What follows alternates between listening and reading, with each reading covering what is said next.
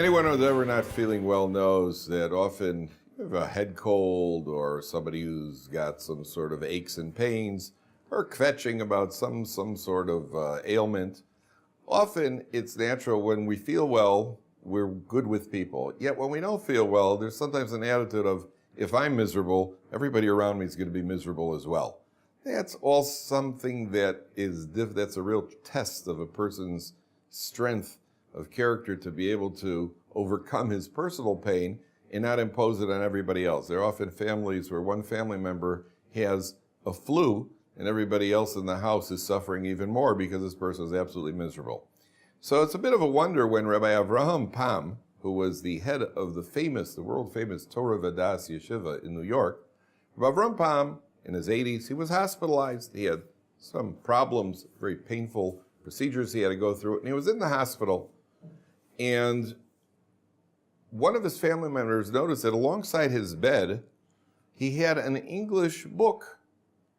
And Rabbi Pam, who spent his life totally immersed in Talmudical study and Torah studies, almost never read any sort of English literature.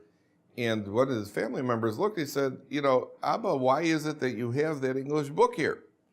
So Rabbi Pam, who was the sweetest of the sweet, he looked at this man and he said, I'm in the hospital, people are going to come to visit me.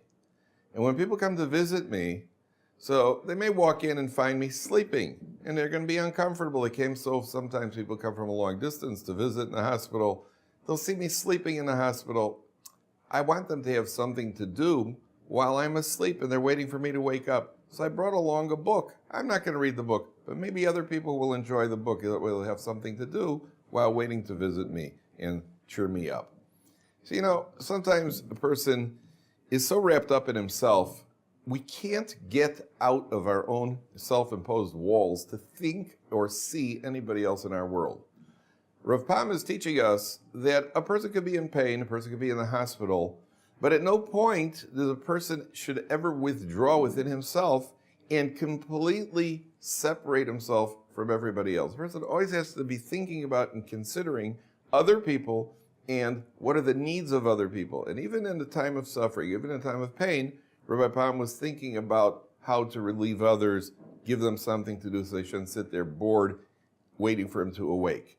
The extreme is sometimes we are guilty of going to visit somebody, often in the hospital, and the person is asleep after we've driven quite a long ways to visit him. We walk into the hospital, the person's asleep, and we actually feel bad that they're asleep, that a lot of time and energy went into this, and then we'll do something like cough out loud to say, oh, you're awake, are you? Or maybe close the door a little louder than we normally would. And that way, when the person wakes up and sees us, then they'll wake themselves, then they could appreciate the fact that we've come to visit them, which is often what we would like, is that appreciation.